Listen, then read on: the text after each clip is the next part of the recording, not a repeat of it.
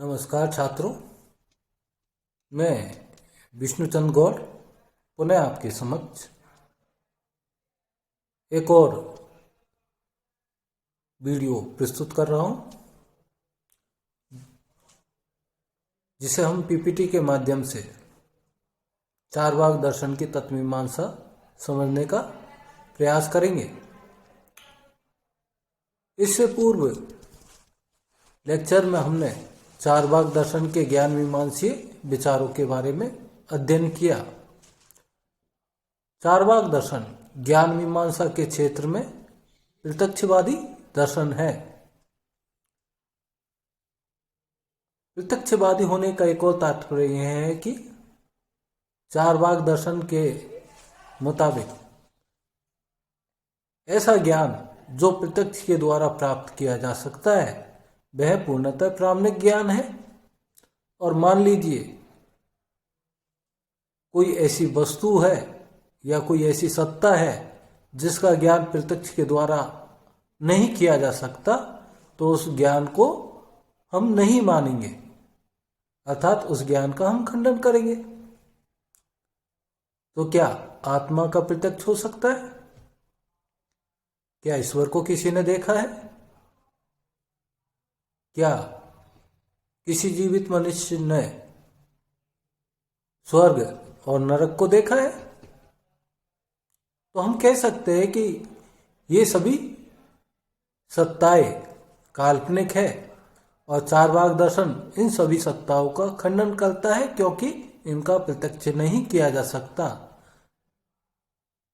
इस आधार पर हम कह सकते हैं कि चारवाक दर्शन के तत्वमीमांसीय विचार उसके ज्ञान मीमांसीय विचारों पर ही आधारित है। आइए अब हम देखते हैं कि चारवाक दर्शन के तत्वमीमांसा से संबंधित कौन कौन से सिद्धांत हैं। तो सबसे पहले हम यह जानने का प्रयास करते हैं तत्वमीमांसा या तत्व विज्ञान मेटाफिजिक्स क्या होता है।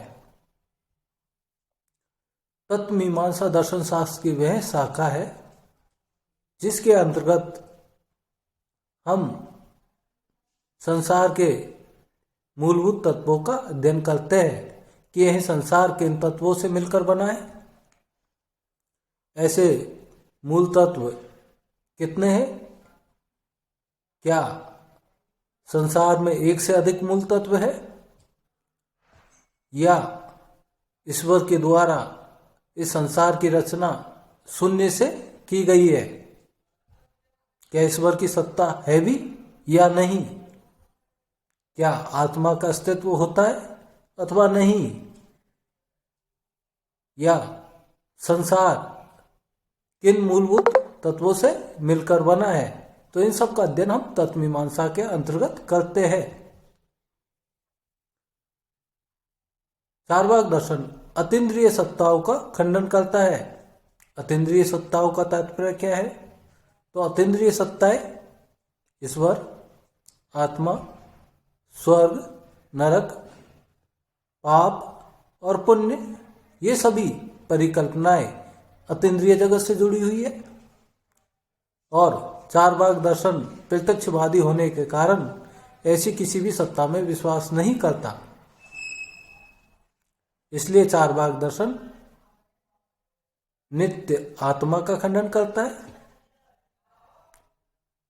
सर्वज्ञ, सर्वशक्तिशाली, सर्वव्यापी, नित्य ईश्वर की सत्ता का खंडन करता है।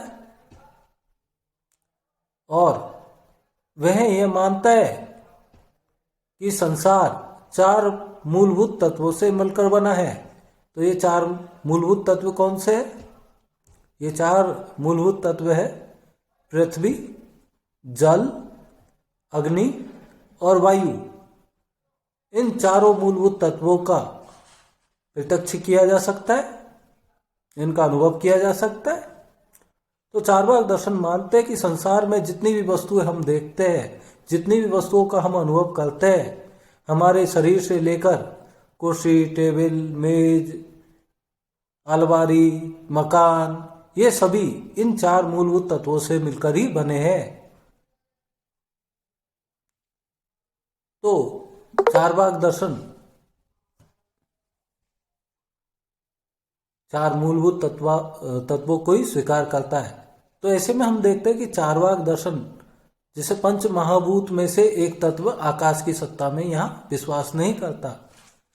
मूलतः आकाश का जो अनुभव है वो अनुमान प्रमाण के द्वारा ही संभव है, लेकिन चारवाक दर्शन अनुमान प्रमाण का खंडन करता है, इसलिए वह आकाश की सत्ता में भी विश्वास नहीं रखता और उसकी आवश्यकता भी नहीं समझता।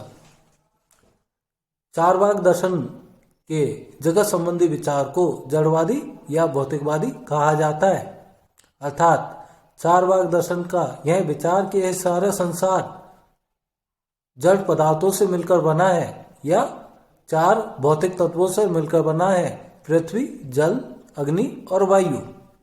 इसलिए चारवाक दर्शन के जगत संबंधी विचार को जड़वाद या भौतिकवाद कहा जाता है। अब वस्तुओं का अलग अलग स्वभाव होता है। जैसे जल का स्वभाव है शीतलता, अग्नि का स्वभाव है तापमान या अत्यधिक गर्म होना, वायु का स्वभाव है स्पर्श या वहना, इसी प्रकार पृथ्वी का स्वभाव है गंध या ठोस जो हम महसूस करते हैं। तो चारवाक दर्शन मानता है कि संसार में हर वस्तु का अपना अपना एक स्वभाव है और जब किसी वस्तु का निर्माण होता है तो वह उसके स्वाभाविक तत्वों से मिलकर बना हुआ होता है। जैसे इसके लिए चारवाक दर्शन को उदाहरण देते हैं कि पान जो हम चबाते हैं तो पान में क्या क्या तत्व होते हैं? पान, कत्था, चूना, सुपारी। लेकिन इसमें हम जब पान को देखते हैं तो इसमें लाल रंग कहीं नहीं होता, लेकिन जब इन चारों तत्वों को एक विशेष संयोग से मिला दिया जाए तो वह लाल रंग उत्पन्न कर देता है। इसी प्रकार संसार में सभी तत्वों का अपना अपना स्वभाव है और जब ये सभी तत्व मिलते हैं तो वह जिस भी वस्तु का निर्माण करते हैं उसका अपना स्वभाव बन जाता है। जैसे मनुष्य के शरीर में जब पृथ्वी, जल, तेज, वायु ये सभी मिलते हैं तो उसके शरीर में चेतना अपने आप ही उत्पन्न हो जाती है। जैसे कि पान, कत्था, चूना, सुपारी इन सब में लाल रंग उत्पन्न हो जाता है। अतः यह जो सारा संसार बना है वस्तुओं के अपने अपने स्वभाव के अनुकूल बना है। इसमें बाहर से ऐसा नहीं है कि कोई ईश्वर है जिसने हमारे शरीर के अंदर आत्मा डाल दी हो, ऐसा संभव नहीं है। चारवाक दर्शन कार्य कारण सिद्धांत में विश्वास नहीं करता और वह नहीं मानता कि संसार के पीछे कोई विशेष कारण छिपा हुआ है। क्योंकि चारवाक दर्शन भौतिकवादी दर्शन है तो चारवाक दर्शन के अंतर्गत इस जगत का कोई प्रयोजन नहीं है। जैसे कोई घड़ी अपने यांत्रिक नियमों के अनुसार चलती है, उसी प्रकार यह संसार भी वस्तुओं के स्वभाव के जो प्राकृतिक नियम है उन्हीं के अनुसार चलता है और इस संसार का कोई उद्देश्य नहीं है। और यह संसार जगत में जो मूलभूत तत्व है पृथ्वी, जल, अग्नि, वायु इन सबके आकस्मिक मिलने से बना है। तो इस प्रकार चारवाक दर्शन के इस विचार को आकस्मिकतावाद या यंत्रवाद भी कहा जाता है और यह प्रयोजनवाद का खंडन करता है कि इस जगत के पीछे कोई प्रयोजन छुपा हुआ है। तो चारवाक दर्शन के हमने इन तत्वमीमांसीय विचारों के बारे में जाना। आइए अब चारवाक दर्शन के आत्मा संबंधी विचारों को जानते हैं। चारवाक दर्शन के आत्मा संबंधी विचारों को देहात्मवादी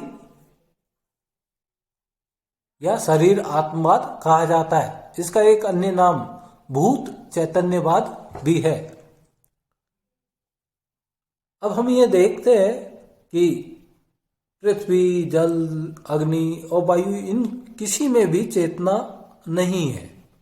अर्थात पृथ्वी स्वयं अपने आप को अनुभव नहीं कर सकती, जल स्वयं अपने आप को अनुभव नहीं कर सकता, जैसे कि मानव अपने आप को अनुभव कर सकता है। तो जब पृथ्वी, जल, तेज, वायु इन सब में चेतना का अभाव है, तो आखिरकार मनुष्य में चेतना कैसे उत्पन्न हुई? तो इस प्रकार का जो स्पष्टीकरण है इस बात का, वो चारवाक दर्शन उसी प्रकार से देता है, जैसे कि हमने पूर्व में बताया कि पान, कत्था, चूना, सुपारी इन सब में किसी में भी लाल रंग नहीं होता, लेकिन जब इन सबको हम मिलाकर खाते हैं तो मुंह में लाल रंग उत्पन्न हो जाता है। ऐसे ही मदिरा के विभिन्न घटकों में किसी में भी मादकता नहीं होती। जैसे हम गुड़ खाते हैं तो गुड़ में कोई मादकता होती है क्या? नहीं। लेकिन जब हम उसको विशेष तापमान पर विशेष पदार्थों के साथ जमीन में गड़ा कर रख देते हैं तो वही मादकता उत्पन्न कर देता है। जैसे अंगूर में कोई मादकता नहीं होती, लेकिन अंगूर से शैंपेन बनाई जाती है। तो चारवाक दर्शन यह मानता है कि यद्यपि जड़ तत्वों में कोई चैतन्य नहीं है, लेकिन जब इन जड़ तत्वों का सम्मिश्रण होता है, संयोग होता है, तो हमारे शरीर की उत्पत्ति होती है और हमारे शरीर में एक नए गुण चैतन्य का आविर्भाव हो जाता है। अर्थात भूतो चार भूत, पृथ्वी, जल, अग्नि और वायु, इन सब के निश्चित संयोग से ही चेतना शरीर में उत्पन्न हो जाती है। इसी को भूत चैतन्यवाद मत कहा जाता है।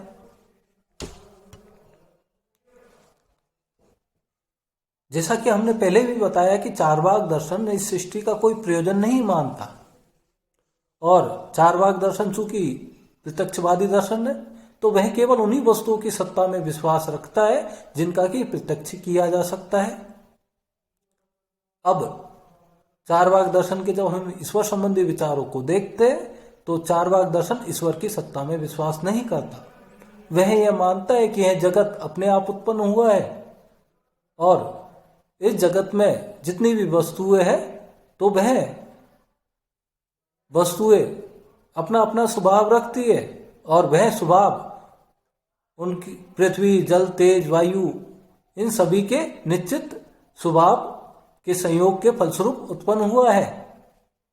इसी वजह से चारवाक दर्शन के इस मत को स्वभाववाद भी कहा जाता है कि यह संसार अपने आप बना है, हर वस्तु का अपना अपना स्वभाव होता है और यह सब कुछ प्राकृतिक नियमों के हिसाब से चलता है। इसमें किसी भी ईश्वर की सत्ता की आवश्यकता ही नहीं है, और यह संसार बिना किसी प्रयोजन के बना है, और यह संसार जो बना है आकस्मिक बना है।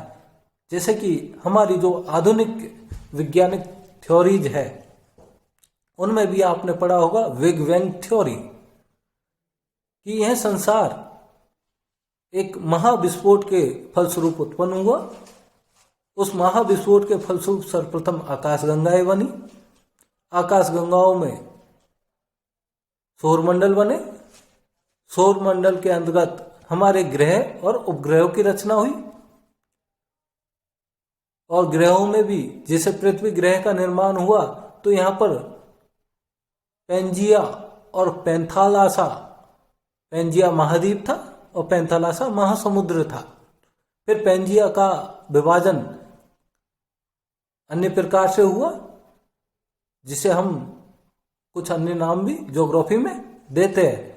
तो अब आज के समय हम जब देखते हैं तो कई महाद्वीप है और कई महासमुद्र है।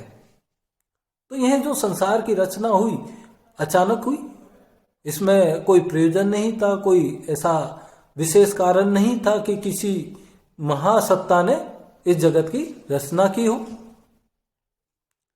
चारवाक दर्शन नैतिक क्षेत्र में सुखवादी दर्शन है, क्योंकि चारवाक दर्शन मानता है कि यह संसार अपने आप बना है, इस संसार के पीछे कोई प्रयोजन भी नहीं है। तो आखिर संसार में अपना मनुष्य जीवन जिए तो किस प्रकार जीना चाहिए?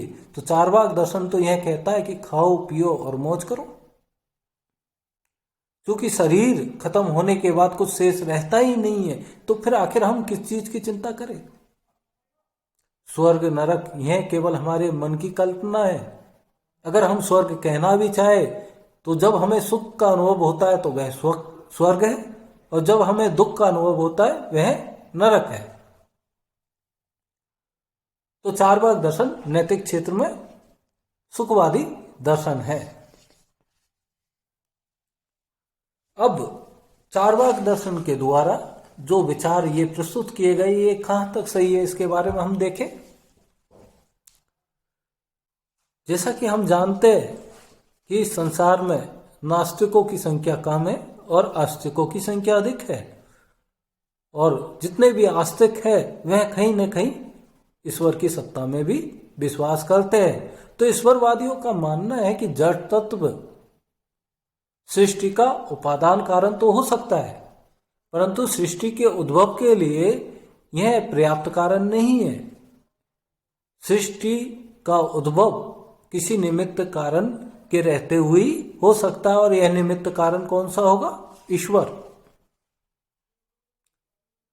दूसरी बात यह भी रखते हैं, यदि चेतना जीव शरीर का गुण है तो इसे शरीर से अभियोज रहना चाहिए, उसे जीवन पर्यंत उसके साथ संबंध रहना चाहिए।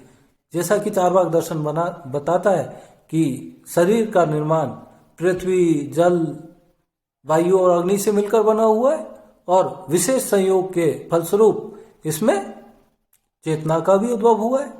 तो जब तक हमारा शरीर है तब तक तो चेतना होनी चाहिए। फिर ऐसा क्या कारण है कि मूर्छा, बेहोशी इन अवस्थाओं में चेतना का पूर्णतः अभाव हो जाता है?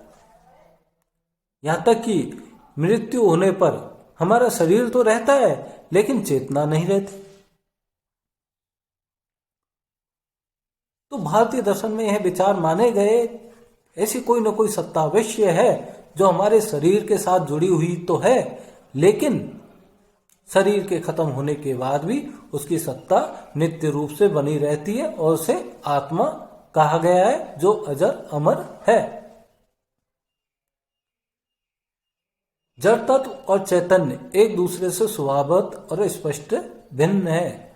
अतः ऐसे जड़ तत्व से चैतन्य की उत्पत्ति का अर्थ है असत से सत की उत्पत्ति, किंतु असत्य से सत्य की उत्पत्ति हो ही नहीं सकती। जड़ तत्व और चेतना पूर्णतः एक दूसरे से अलग है, तो हम कैसे माने कि जड़ तत्व से चेतना उत्पन्न हो जाए? तो हमें चेतना जब मानते हैं तो हमें यह मानना होगा कि इस संसार में कोई ना कोई ऐसी ब्रह्मांड चेतन सत्ता है जिसके द्वारा इस संसार की रचना की गई है। इसके साथ ही चारवाक आत्मा और ईश्वर की सत्ता का खंडन करने के लिए जितने भी तर्क देते हैं वे भी पूर्णतः सत्य नहीं है। जैसे कि जिन वस्तुओं को हम देख ही नहीं सकते तो उनका हम न तो सत्ता सिद्ध कर सकते न उनकी असत्ता सिद्ध कर सकते हैं। चारवाक जब आत्मा और ईश्वर की सत्ता का खंडन करने का प्रयास करता है तो चारवाक दर्शन प्रत्यक्ष की सीमा का अतिक्रमण कर अनुमान की सीमा में घुस जाता है, और चारवाक दर्शन अनुमान को प्रमाण मानता ही नहीं है। तो चारवाक आत्मा और जो ईश्वर की सत्ता का खंडन करने का प्रयास करता है उसमें पूर्णतः सफल नहीं हुआ है। अतः चारवाक के द्वारा ईश्वर और आत्मा के खंडन के लिए जो तर्क दिए गए वो चारवाक के ज्ञान मीमांसीय दृष्टिकोण के प्रतिकूल है। अतः निष्कर्षतः हम यहाँ कह सकते हैं कि चारवाक अपने प्रमाण विचार के अनुरूप तत्व विचार की व्याख्या करने में तार्किक रूप से सफल नहीं हो पाया। फिर भी भारतीय दर्शन में चारवाक दर्शन के जो तत्वमीमांसीय विचार है इनकी महत्ता को स्वीकार नहीं किया जा सकता, क्योंकि चारवाक दर्शन के जो तत्वमीमांसीय विचार है उन्होंने भारतीय दर्शन को अंधविश्वासी और रूढ़िवादी होने से बचाया। चारवाक दर्शन के द्वारा जो विचार दिए गए उसके द्वारा ईश्वर, आत्मा, इनके समर्थन में अन्य दूसरे दार्शनिक संप्रदायों के द्वारा जो तर्क दिए गए, युक्तियां दी गई है, उनको और भी मजबूत किया गया। और साथ ही चारवाक दर्शन ने जिसे वेदों की प्रामाणिकता का खंडन किया, तो भारतीय दर्शन में ऐसी सभी बातों में अविश्वास करना सिखाया, सवाल करना सिखाया कि जिन चीज़ों को हम देख नहीं सकते तो उसमें क्यों विश्वास करें, उसके लिए कोई आधार तो हो, और वो आधार मजबूत होना चाहिए, तभी हम उसकी सत्ता में विश्वास कर सकते हैं। तो निश्चित रूप से हम यह देखते कि चारवाक दर्शन के जो तत्वमीमांसा विचार है वो भी अपने आप में महत्वपूर्ण विचार है। अतः चारवाक दर्शन के द्वारा जो तत्वमीमांसा विचार दिए गए, उन्होंने भारतीय दर्शन को समृद्ध और पुष्ट किया है। साथ ही भारतीय दर्शन पर जो लोग यह आरोप लगाते हैं कि भारतीय दर्शन में जड़वादी या भौतिकवादी विचारों का अभाव है, तो वह उचित नहीं है। यहाँ तक कि हम चारवाक दर्शन का जो एक नाम पढ़ा, लोकायत दर्शन, कि सामान्य जो हमारा प्रजा होती है, सामान्य जनता होती है, वो मुख्यतः भौतिकवादी ही है, और इस पर आत्मा में भले वो विश्वास करने का दिखावा करे, लेकिन हम यह देखते हैं कि इस संसार में बहुत सारे व्यक्ति केवल अपने सुख के लिए जीते हैं। उन्हें दूसरों के सुख या दुख से कोई लेना देना नहीं है। यहाँ तक कि बहुत सारे व्यक्ति केवल अपने हितों की पूर्ति करने में विश्वास रखते। जैसे कि हम ये देखते हैं, विज्ञान के आज के विकास ने हमें क्या सिखाया। विज्ञान ने हमें निश्चित रूप से हमारे जीवन में बहुत सारी चीजें दी, लेकिन कई ऐसी चीजें भी है जो विध्वंस का कारण है। जैसे जंगलों का नाश हो गया, हमने सड़कें तो बना दी, नदियां खत्म हो गई, हमने बड़े बड़े बांध तो बना दिए, लेकिन नदियों का प्रवाह खत्म कर दिया। इससे वहां की जो पारिस्थितिकी है वो ही बदल गई। अब हम प्रकृति से इतने दूर हो गए कि एक छोटी सी बीमारी भी महा बीमारी बन गई, जैसे कोरोना आज के समय। तो निश्चित रूप से जो भौतिकवादी विचार है वो सही नहीं है, वो कहीं न कहीं हमें पुनः भारतीय दर्शन में जो सादा जीवन उच्च विचार के बीच छुपे हुए उनको पुनः देखना पड़ेगा, और हमें उस जीवन पद्धति का पुनः अनुसंधान करना होगा कि कम सामग्री में भी मनुष्य ज़्यादा समय तक कैसे खुश रह सकता है, अर्थात कम उपभोग, सादा जीवन और उच्च विचार। धन्यवाद छात्रों। अब हम चारवाक दर्शन के नैतिक विचारों को एक अन्य लेक्चर में पढ़ने का प्रयास करेंगे।